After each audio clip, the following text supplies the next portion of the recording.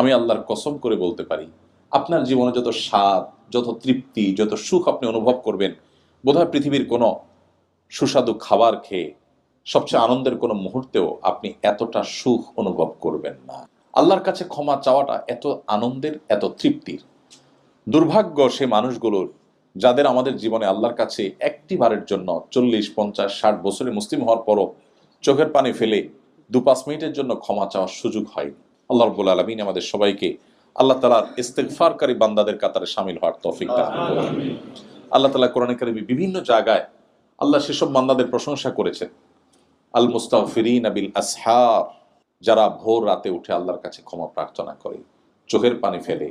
এই মানুষগুলোর প্রশংসা আল্লাহ জায়গায় জায়গায় করেছেন। ইস্তিগফারকারী বান্দা আল্লাহর কাছে অনেক প্রিয়, অনেক পছন্দের। আল্লাহ মূর্খতা সুলভ দৃষ্টিভঙ্গির কারণে আমাদের অনেককে বলতে শোনা যায়, অনেক সময়